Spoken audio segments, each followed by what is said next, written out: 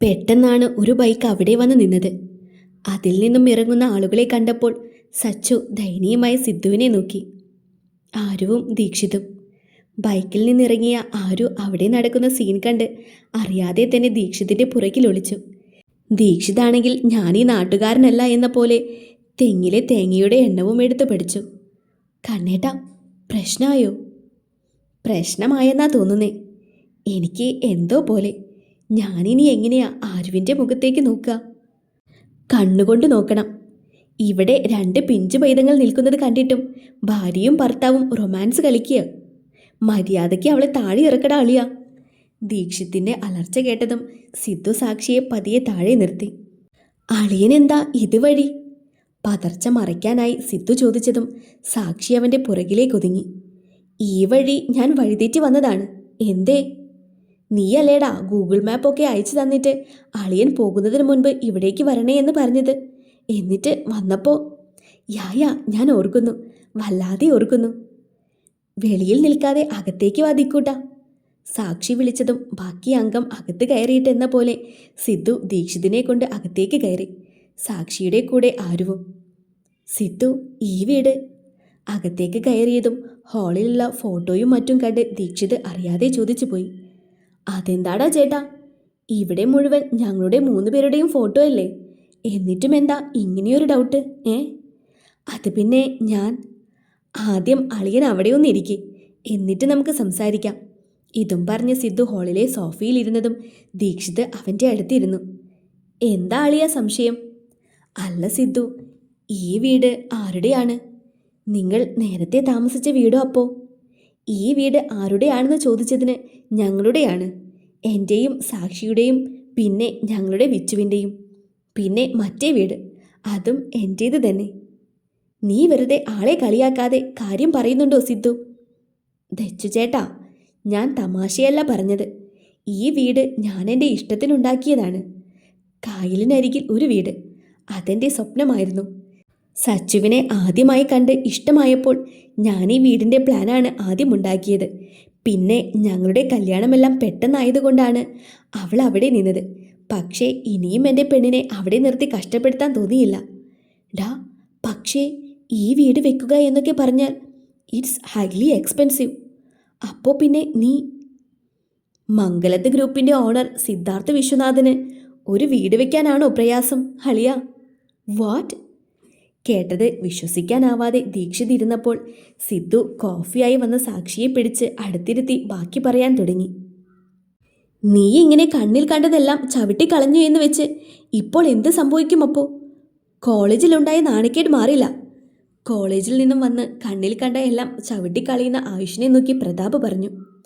അച്ഛന് അങ്ങനെയൊക്കെ പറയാം, പക്ഷേ ഇന്ന് ഞാൻ ആ കുട്ടികളുടെ മുന്നിൽ ആകെ നാണം കെട്ടു.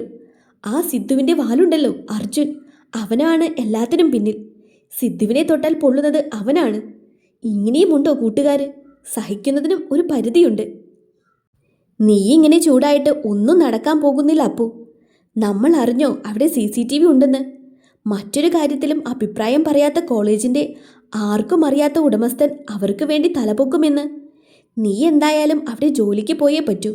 അല്ലെങ്കിൽ അറിയാലോ, മംഗലത്ത് ഗ്രൂപ്പുമായുള്ള എഗ്രിമെൻറ്റ് പിൻവലിച്ചാൽ ഉണ്ടാകാൻ പോകുന്ന നഷ്ടങ്ങൾ. അത് നികത്താൻ ഇപ്പോഴത്തെ അവസ്ഥയിൽ നമുക്ക് പറ്റില്ല. എല്ലാം സഹിക്കുക, ക്ഷമിക്കുക, അത് മാത്രമേ ഉള്ളൂ ഇപ്പോൾ നമ്മുടെ മുന്നിൽ. പിന്നെ ആ അർജുൻ, അവന് പണി കൊടുക്കുമ്പോൾ നോക്കിയും കണ്ടും മാത്രം കൊടുക്കുക. അങ്ങോട്ട് കയറി ചൊറിഞ്ഞ് വെറുതെ പണി വാങ്ങാൻ നിൽക്കരുത്. പറഞ്ഞത് സത്യം തന്നെയാണ് അളിയ. മംഗലത്തെ ഗ്രൂപ്പ് എൻ്റെയാണ്. പക്ഷേ അതാർക്കും അറിയില്ല എന്നത് മറ്റൊരു സത്യം.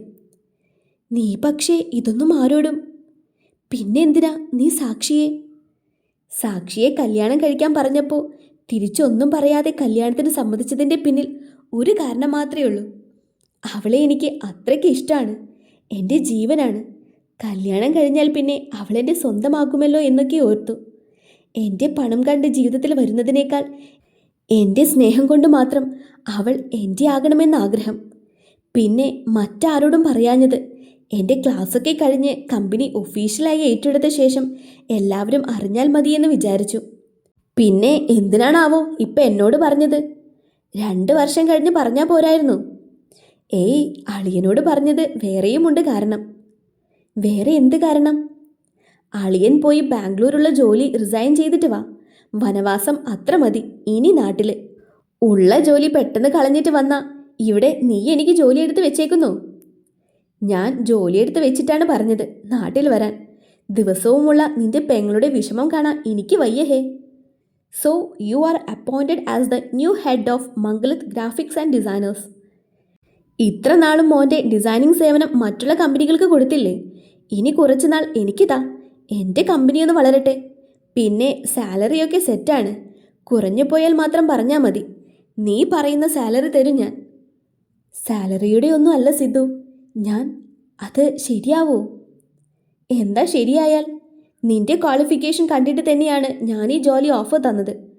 പിന്നെ ചെറുപ്രായത്തിൽ ഈ ബിസിനസ് എല്ലാം എനിക്ക് ഒറ്റയ്ക്ക് നോക്കി നടത്തണമെങ്കിൽ ഇത്ര എക്സ്പീരിയൻസ് ഉള്ള ചേട്ടന് എന്നെ ഈ കാര്യത്തിൽ നന്നായി സഹായിക്കാൻ പറ്റും. പിന്നെ ഇനി ദുരഭിമാനമാണ് എങ്കിൽ ഞാനായി ഒന്നും പറയില്ല. ആരെയും നിർബന്ധിച്ചൊന്നും ചെയ്യിപ്പിച്ച് ഈ സിദ്ധുവിന് ശീലമില്ല. എൻ്റെ ആഗ്രഹം അത് ഞാൻ പറഞ്ഞു. ബാക്കിയെല്ലാം അളിയൻ്റെ ഇഷ്ടം.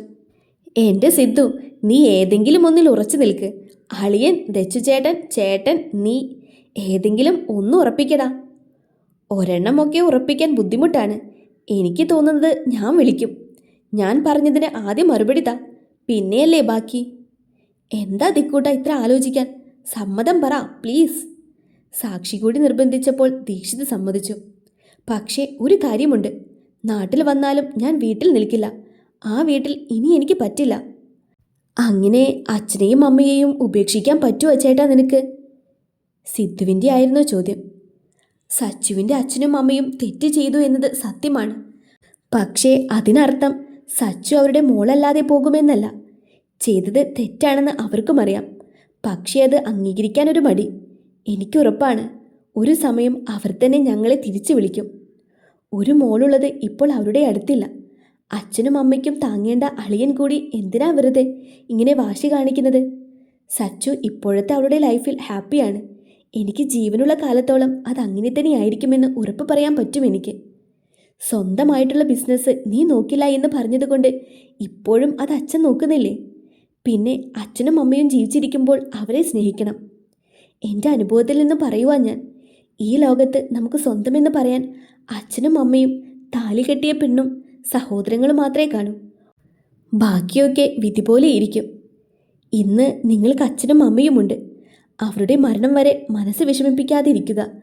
പിന്നീട് വിഷമിച്ചിട്ട് കാര്യമില്ല. ജീവനുള്ള കാലത്ത് സ്നേഹം കൊടുക്കണം. അല്ലാതെ മരിച്ച മുകളിൽ നിൽക്കുമ്പോൾ ഞാൻ ചെയ്തത് തെറ്റായിരുന്നു എന്നുള്ള കുറ്റബോധം കൊണ്ട് ഒന്നും നേടാൻ പറ്റില്ല. ഇനിയും ഈ ദേഷ്യവും വാശിയും വേണ്ട ചേട്ടാ. ബാംഗ്ലൂർ പോയി എന്തെങ്കിലും ഫോർമാലിറ്റീസ് ഉണ്ടെങ്കിൽ തീർത്തിട്ട് അച്ഛൻ്റെയും അമ്മയുടെയും കൂടെ ജീവിക്കാൻ നോക്ക്. പിന്നെ ആരു, ഇന്ന് ഇവിടെ നടന്നതൊന്നും നിന്റെ അപ്പുച്ചേട്ടൻ അറിയാൻ പാടില്ല, കേട്ടല്ലോ? അവനറിഞ്ഞാലും എനിക്കൊന്നുമില്ല. എന്തായാലും അവനുള്ളത് സമയം പോലെ കൊടുക്കും ഞാൻ. ഒന്നും മിണ്ടാതെ ഞാൻ എൻ്റെ കാര്യം നോക്കി ഒതുങ്ങി നടക്കുമ്പോൾ ഇനിയും ഇങ്ങോട്ട് ചൊറിയാൻ വന്നാൽ ഞാൻ നന്നായി മാന്തുകയും ചെയ്യും. അത് നിന്റെ ചേട്ടന് താങ്ങുകയുമില്ല. ഞാനൊന്നും പറയില്ല സിദ്ധുവേട്ടാ. നിങ്ങളെന്നും ഇങ്ങനെ സന്തോഷത്തോടെ ജീവിച്ചാൽ മതി. എങ്കിൽ ഞങ്ങൾ ഇറങ്ങട്ടെ അളിയാ. ഇവളെ വീട്ടിലാക്കണം. എത്രയും പെട്ടെന്ന് പെണ്ണിനെ കെട്ടി കൂടെ കൂട്ടണം. ഇവളുടെ ചേട്ടനെ വിശ്വസിക്കാൻ പറ്റില്ല, എപ്പോഴാ തീരുമാനം മാറ്റുന്നത് എന്ന്. ആ കാര്യം ഓർത്ത് എൻ്റെ അളിയൻ വിഷമിക്കണ്ട. ഇനി അവൻ അങ്ങനെ എന്തെങ്കിലും ചെയ്താൽ അളിയൻ്റെ കൂടെ മതിൽ ചാടാൻ ഞാനും കാണും. അതറിഞ്ഞാൽ മതി. എങ്കിൽ പിന്നെ ഇറങ്ങട്ടേടാ. ഇനിയും നിന്ന് സമയം കളയുന്നില്ല. ഇതും പറഞ്ഞ് ദീക്ഷിത് ഇറങ്ങിയപ്പോഴാണ് ഒരു ലോറിയിൽ അത്യാവശ്യം സാധനങ്ങളുമായി വിച്ചുവും അർജുവും വന്നത്.